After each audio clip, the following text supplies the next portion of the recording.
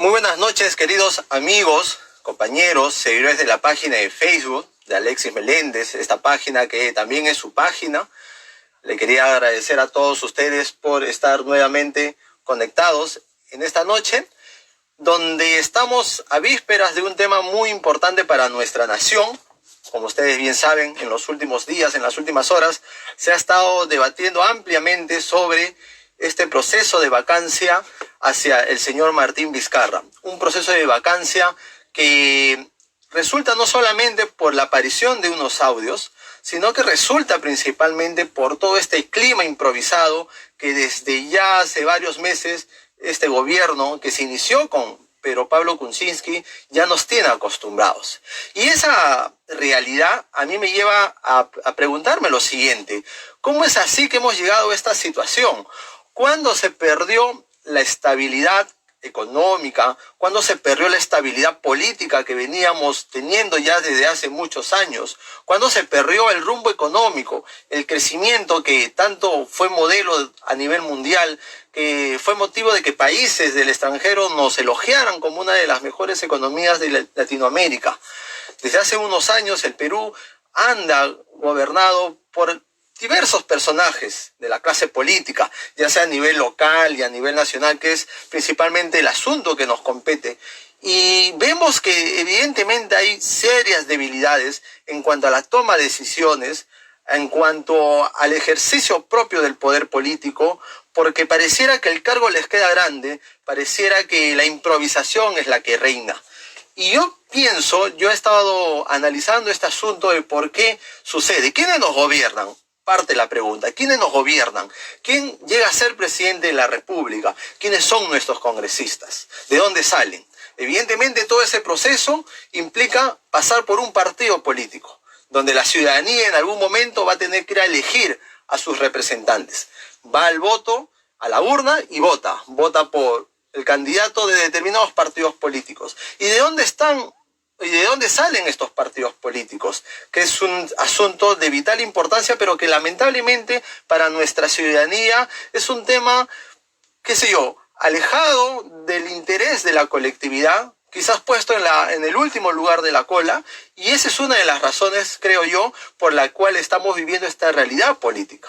Pero otra razón también es la ausencia de ese voto responsable de parte de la ciudadanía, que producto del desprestigio que algunos han promovido hacia la política, la ciudadanía llega en un estado ciertamente de decepción, de desánimo, de desatención hacia lo que ocurre dentro del sistema político, sobre las acciones que ejercen los políticos, y también lo dejan, como en el caso de los partidos políticos, al final. Entonces uno va por obligación a las urnas, va porque si no vota hay una multa de por medio, no vota por convicción, no vota porque leyó un programa, un plan de gobierno y fue convencido y vota por las propuestas. En realidad vota por cualquier cosa. Y eso no es algo solamente que responda a una apreciación. Eso lo vemos nosotros, lo pueden evidenciar ustedes. Y es más, muchos de ustedes han pasado por esa experiencia. Inclusive debo confesar que cuando me tocó la última elección en mi distrito también, la mayoría de candidatos no viven en mi distrito, o tienen una presencia solamente mediática.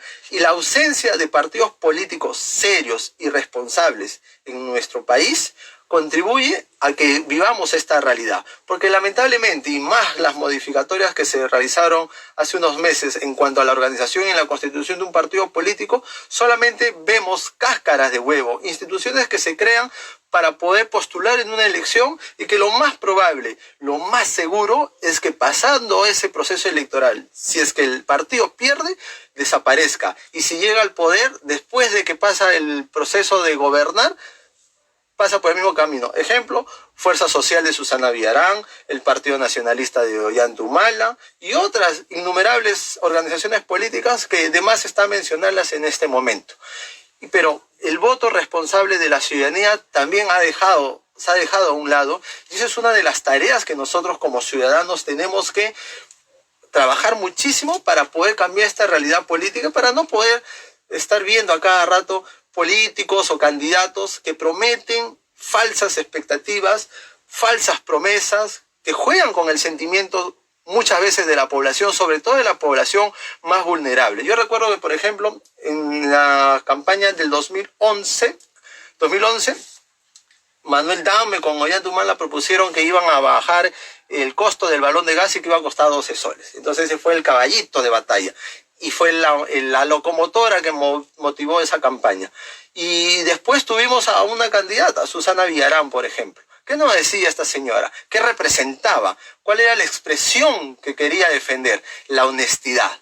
Pasaron los meses y vimos que fue ella precisamente una de las auténticas corruptas y que formaba parte de lo que tanto señalaba y lo que tanto acusaba. Es más, en su gobierno municipal, que es un ejemplo para poder situarnos más o menos en el mismo escenario en el que nos encontramos en este momento, se realizó un proceso de revocatoria que vendría a ser prácticamente lo mismo que un proceso de vacancia. Y en ese proceso de revocatoria vimos cómo todos los medios de comunicación, los principales analistas o comunicadores sociales cerraron filas con ella y se polarizó la posición de las consignas que había. Estar a favor de Susana Villarán era el sinónimo de defender la honestidad, el respeto a la mujer, las buenas costumbres. Y si uno estaba en contra de esta posición, o sea, estaba apoyando por el sí a la revocatoria de aquel entonces, significaba defender la corrupción, significaba defender los grupos de interés y toda una serie de características y adjetivos degenerativos, faltando el respeto a la libertad de opinión, a la libertad de pensamiento, a la libertad de posición política. En ese momento a nosotros como partido, dentro del APRA, nosotros estuvimos a favor de la revocatoria. Y se nos dijo de todo, ¿no? Los apristas están en contra porque ella es de izquierda, porque etcétera, etcétera, etcétera. Innumerables calificativos que se pueden generar. Pasaron los años y vimos cómo ella sí estaba inmersa en todos estos procesos de los contratos con las brasileras, con las empresas brasileras, los peajes, todos los actos de corrupción que se generaron y que jamás estuvieron en función del interés de la colectividad. Pero fue esta colectividad la que estuvo utilizada y lamentablemente el desconocimiento de la ciudadanía, el dejarse de llevar por lo que de repente escucha, por lo que de repente cree, terminó defendiendo a las finales a la corrupción. Y fue una enseñanza más que la ciudadanía debió aprender en ese momento. Algo parecido sucede en este momento. Sucede que hemos escuchado unos audios. Sucede que en el 2018 se generó un proceso de la renuncia con un anterior intento de vacancia también con BPK y desde aquel momento se comenzaron a tomar decisiones no en función al respeto institucional, al sistema democrático. Se comenzó a generar una suerte de poder muy particular reducido a la figura del presidente, que en otras palabras vendría a ser una autocracia realmente, más allá de autoritarismos, etcétera, etcétera, que se pueda calificar, y a partir de lo que él cree, es lo que supuestamente está bien. Entonces se le ocurrió cerrar el Congreso de la República y lo señaló de obstruccionista, y la gente aplaudía, la ciudadanía aplaudía. Y ahí se respetó los procesos administrativos, lo que el derecho constitucional le otorgaba, las normas establecidas. Pero hoy, cuando se aplica un proceso de vacancia que está en función a lo que la norma ya establece y no a lo que a los congresistas se le ocurre, ahí sí, digamos, alto. Está mal, el proceso no puede continuar, acá hay otros intereses oscuros, hay otros intereses políticos, se quieren tumbar la gestión o demagógicamente decir no podemos pasar por un proceso de vacancia porque estamos en una crisis sanitaria, estamos en un momento muy dificultoso en la que no podemos hacer estos cambios. Yo me pregunto en primer lugar, ¿cuál es la evidencia o quién puede demostrar que cambiando al presidente, por ejemplo, vamos a estar peor de lo que ya estamos? Por el contrario, también puede suceder la otra alternativa. Cambia la persona, cambian las decisiones. El Perú, el país, no se ve a la deriva. No es que nos vamos a quedar sin gobernantes, no es que van a desaparecer los ministerios, no es que nadie va a tomar decisiones. El Perú, su institución, la estructura del Estado continúa. Cambian las personas. Yo en lo particular estoy de acuerdo con la vacancia. Y esto no significa que yo represente a un grupo de poder, que, digamos, tengo una consigna política. Simplemente es un sentido de consecuencia entre lo que se dice, entre lo que se hace y entre lo que se piensa. Y realmente el escuchar los audios nos demuestran que las cosas no están bien, nos demuestran que las cosas no son transparentes. Y si bien es cierto, algunos dicen, claro, hay que esperar que termine su mandato y a partir de ahí juzgar, creo que en vano entonces, si aceptamos esa afirmación, en vano están las normas legales, en vano están los procedimientos, porque a las finales vamos a tener una especie, y ese es otro de los problemas que considero existe dentro de esta sociedad y que no se reduce solamente a la clase política, es esta especie de doble moral, ¿no? Entonces, cuando IDL, por ejemplo, soltaba los audios donde estaban vinculados conversaciones entre magistrados, los jueces, ahí sí, todos los involucrados a la hoguera, todos son corruptos, todos han cometido actos ilícitos, moralmente no están capacitados, que renuncien, que se vayan. Pero cuando a Martín Vizcarra se le capta o se le evidencia un audio donde induce al error, donde induce a la mentira, donde quiere justificar o eliminar, mejor dicho, evidencias que demuestran los actos irregulares y la relación que existía entre Richard Swing y él, ahí sí no pasa nada, ¿no? No hay que probar la veracidad de los audios, de repente han sido manejados, adulterados, ¿no? Entonces, ahí existe una doble moral. Y me pareciera que los que están en esa posición más bien observaran la forma y no el problema de fondo. Y el problema de fondo es la corrupción. Y la corrupción no se puede defender por ningún lado, mire por donde se le mire. La corrupción es corrupción, venga de quien venga. Y ese es el problema fundamental y lo que estamos viviendo ahora. Hay un tráfico de influencias evidenciado. La Fiscalía hace unos días presentó un informe donde demuestra, donde ellos han podido, después del peritaje que han realizado, que se han encontrado correos electrónicos que se han eliminado. La pregunta, ¿por qué se elimina? Si no hay nada irregular, ¿por qué se elimina? Porque definitivamente hay conversaciones, hay influencias, hay una comunicación entre Martín Vizcarra cuando era vicepresidente con el que fue premier en aquel momento a finales del año 2017, Salvador de Solá, donde se le pide una cita para ver el caso de Richard Swing. ¿Qué caso? Evidentemente, ahí hay un tráfico de influencias, porque todo lo que se dice, todo lo que se le señala, no es que lo ha creado la oposición, es lo propio que ha hecho desde el Palacio de Justicia el señor Martín Vizcarra. Y eso no va a cambiar, así diga lo que diga, pase lo que pase. En el peor de los casos, si es que la vacancia no se da en las próximas horas, lo único que va a pasar es que vamos a tener que alargar este proceso de espera porque tiene que llegar, porque se tienen que aclarar muchos actos irregulares. ¿Cómo es posible, no? La secretaria del Palacio hace unos días dejó el trabajo que le competía y al día siguiente ya estaba nombrada en un directorio de Petroperú, si es que no me equivoco. ¿Quién es del Perú, dígame, pierde el trabajo y al día siguiente automáticamente yo consigo otro? Ahí todavía existe todas estas cuotas de poder, las relaciones, el compadrazgo, que es precisamente lo que se critica a este gobierno. A este gobierno que lamentablemente no tiene ni partido político. Y vuelvo al inicio, la importancia de los partidos políticos serios y responsables, que en el Perú se reducen a la mínima expresión prácticamente. Porque si bien es cierto, tenemos inscritos a organizaciones políticas, estas organizaciones políticas no tienen locales partidarios, no tienen ideología, no tienen doctrina, no tienen programas. ¿Qué tienen? Tienen candidatos faranduleros, candidatos deportistas, tienen actores de cine, y no es un proceso no es un calificativo negativo el tener esas características o algo que les quite la oportunidad.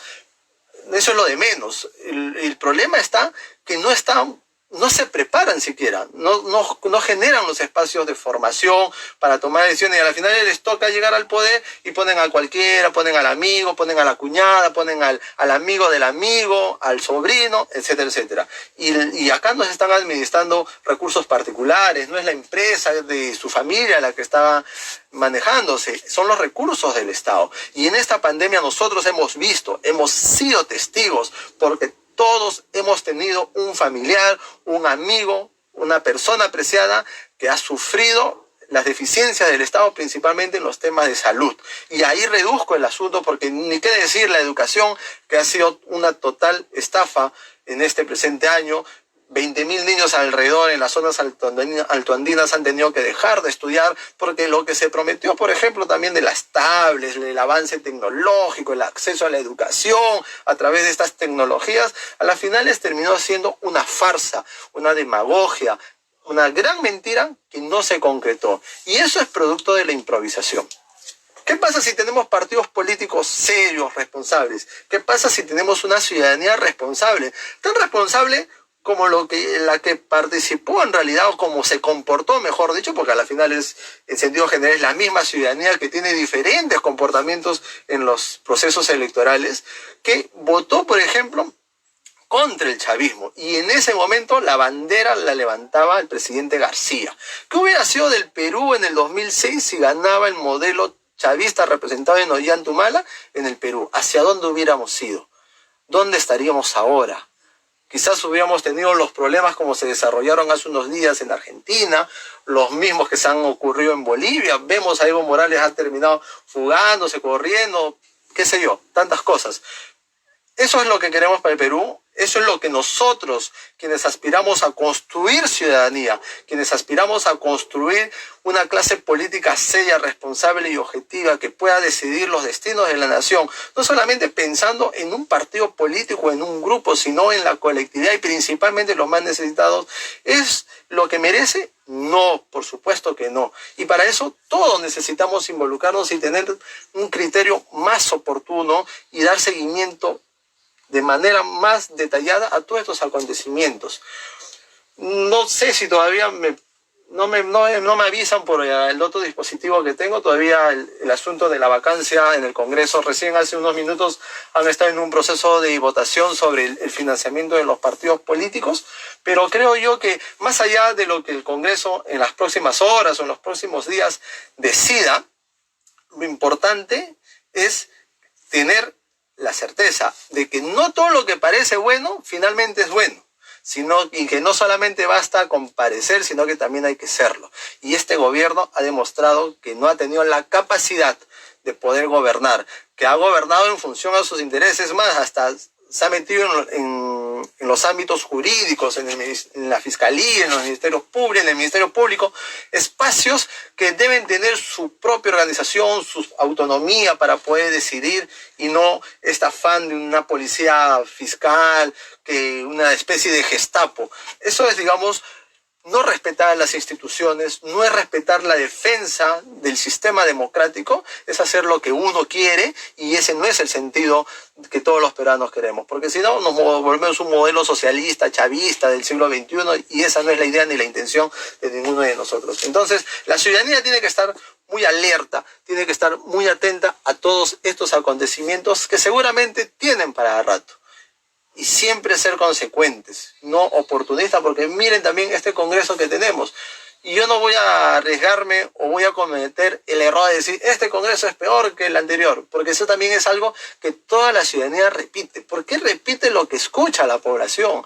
Yo sugeriría, yo pediría que haga una reflexión profunda. Me pregunto, ¿por quién votó? ¿A quiénes apoyaron? Seguramente algunos van a decir, no, yo voté en blanco porque todos son iguales. Pero no hay que votar en blanco, no hay que votar viciado, no hay que votar en nulo. Hay que creer para mañana más tarde poder reclamar, para poder ejercer nuestro derecho de representación.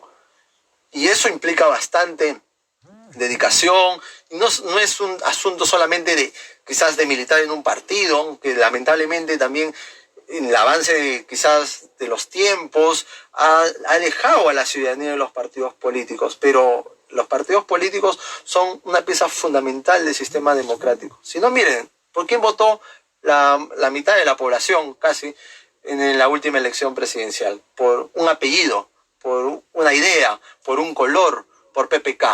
¿Y qué nos trajo el gobierno de PPK? Y en segundo lugar, el otro sector mayoritario en aquel momento votó también por un apellido prácticamente, por el fujimorismo, que tanto daño le hizo al Perú durante tantos años, pero que eso finalmente no importó, y que inclusive ahora hace escuelas de formación política en 2 semanas, me parece, en 3 semanas. ¿Qué clase de formación política puede recibir un ciudadano tener el poder político. El poder es efímero, el poder así como llega se va, y ese no debe ser ni motivo ni razón para poder aspirar a gobernar a nuestra nación. Pero ahí está la ciudadanía que tiene que ejercer su voto y que no debe dejar ni dar espacio a estas organizaciones que no representan a nadie, que no representan fines sociales, sino que solamente representan a situaciones coyunturales, a apellidos que a la larga nos llevan a este clima adverso, donde existe crisis política y donde el fujimorismo también, que hoy de alguna forma me parece está negociando esos votos, como lo hizo también en el proceso de vacancia contra PPK, que lo vimos a través de estos famosos videos que presentó el difunto señor Mamani. Seguramente está en el mismo ánimo. Y eso también es uno de los grandes males de nuestra sociedad. Tuvieron la mayoría parlamentaria en su momento y esa mayoría parlamentaria de alguna y otra forma contribuyó a tener esta realidad que lamentablemente padecemos. Pero sobre lo malo siempre hay que mirar lo bueno. Y lo bueno está que estamos a puertas de una elección presidencial, un proceso electoral donde la ciudadanía tiene nuevamente una oportunidad de mejorar esta situación. Y ojalá podamos salir todos juntos de esta adversa realidad que no nos lleva a ningún lado. Hemos visto cómo en los últimos meses la Fiscalía, los actores políticos no han contribuido para generar un clima de consenso y tomar las decisiones acertadas. Ni del lado oficialista ni de la oposición, que han tenido la oportunidad de hacer esa gran reunión que hemos venido replicando. A veces parecemos que estamos solos en el desierto, ¿no? Hablando o escribiendo, pero jamás hubo esta reunión de consenso. Nunca se convocó a las organizaciones sociales, nunca se convocaron a las iglesias, menos a los partidos políticos. Una reunión de 6 ministros, de 3 representantes de la Fuerza Armada, diciendo que hay un pacto Perú. ¿Dónde está el pacto Perú? En vez de hablar de algo nuevo que no tiene ni pies ni cabeza, mejor fortalezcan el acuerdo nacional, que fue la expresión de aquel momento de crisis que padecimos después de la caída del fujimorismo y cuyas políticas de Estado todavía están en veremos. Y lo hemos visto, producto del COVID, la deficiencia de la salud. En el Perú no se construyó un hospital, un solo hospital no se ha construido desde 2011, desde que el presidente García dejó de ser presidente. Eso no es justo, eso no es razonable. ¿Dónde están las autoridades? ¿Dónde está el presidente? Porque si un presidente, hoy día sí lo vemos, ¿no? Bueno, voy un ratito, hablo al Congreso, 20 minutos y me voy porque tengo que ir a trabajar, estamos avanzando en Trujillo.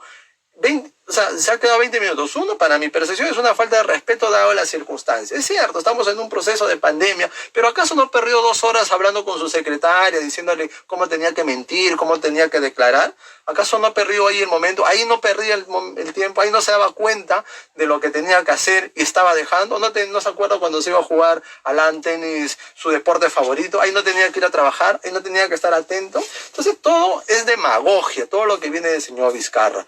Es decepcionante y lamentablemente lo vamos a padecer todos nosotros. Hay algunos comentarios en esta semana que me gustaría comentarlos con ustedes. De repente en la medio de la transmisión nos agarra el voto que se va a dar. Ojalá se dé de una vez para salir de esta incertidumbre también, porque a la final no nos lleva a ningún lado. Mejor sería ya saber si se queda para poder seguir fiscalizando desde el lugar que nos corresponde o para que las autoridades hagan su rol, o de una vez tener un gobierno de transición que marque la ruta de acá a los próximos 7 meses o lo que queda para que termine este gobierno. Pero que necesitamos decisiones urgentes y necesitamos liderazgo, no cabe duda. No se puede tener un presidente inmoral y especialmente un corrupto como Vizcarra, nos dice Diana. Aprovecho también para mandar saludos a Roy Neira, a Percy Joel Quispe, a Iván Ramírez, a Rosemary Ayala, a Diana Cortés, a Gloria Chávez, que nos manda un saludo desde Andahuaylas. Julio Valle dice, a ver, el primer moral que levante la mano. Nunca tendremos ningún político moral. Todos mienten, por lo tanto son inmorales. Esa es una percepción que no es la primera vez que lo leo y que siempre se repite, pero precisamente esto es lo que tenemos que romper.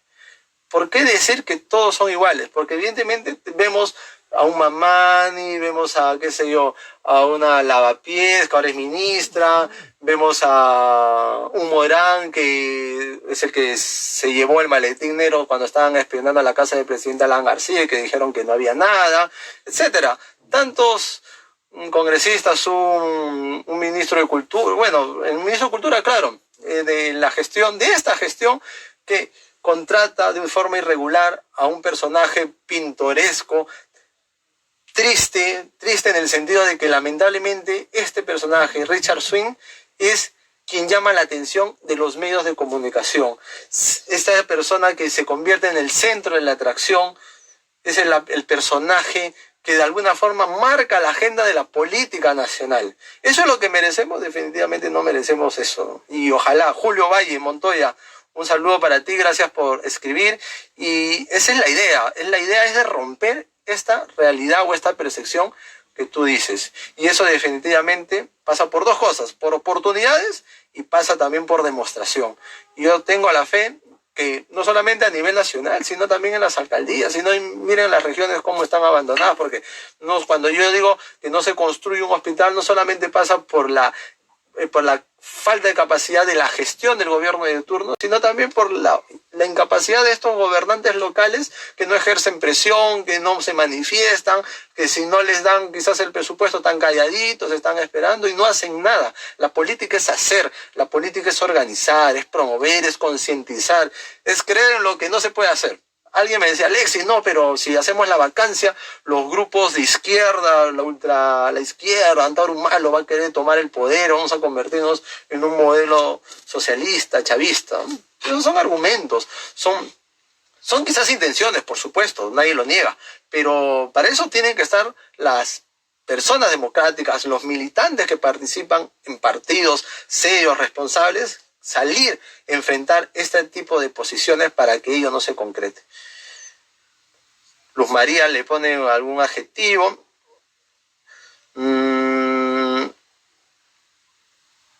No te rasgues tus ropas, no te des la de moralista. El que juzga o define debe ser ético, no dársela de moralista.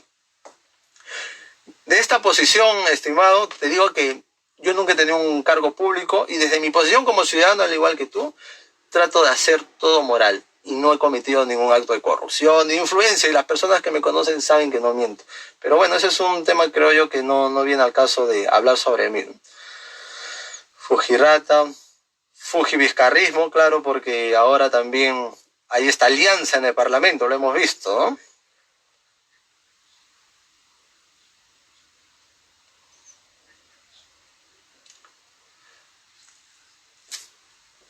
De entrada, no sé si me equivoco, falta de respeto, tan seguro que los congresistas están aceitados, algunos de repente por sus votos definitivamente,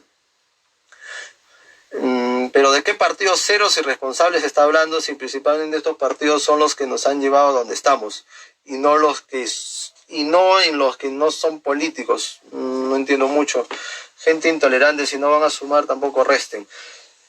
Para mí en el Perú solamente hay 3 partidos políticos, hasta 4, incluyendo al FREPA, porque es una organización que tiene ideología, tiene doctrina, no es que sea una secta religiosa como lo calificó el señor Cateriano, tiene sus convicciones y las respeto.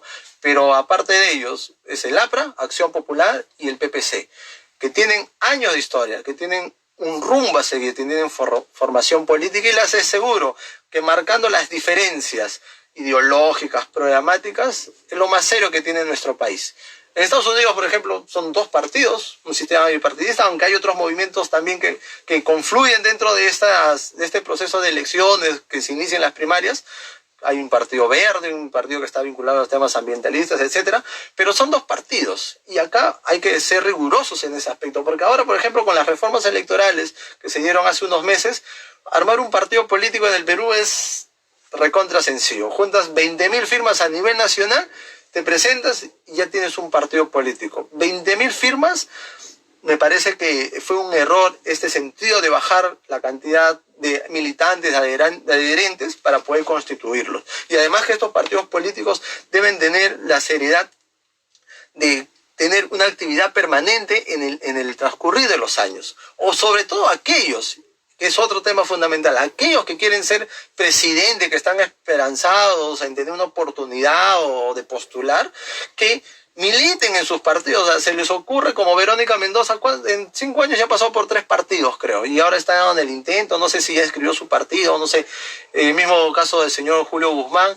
que también está en la misma dinámica, que se les ocurre crear su partido político cuando no pueden gobernar su propio partido político. Entonces, si alguien no puede gobernar su propio o tomar decisiones en la casa partido, menos va a poder tomar decisiones que afecten a la colectividad. Y con esa idea final los dejo a todos ustedes, queridos amigos. Todavía no hay nada de vacancia, no me han llamado.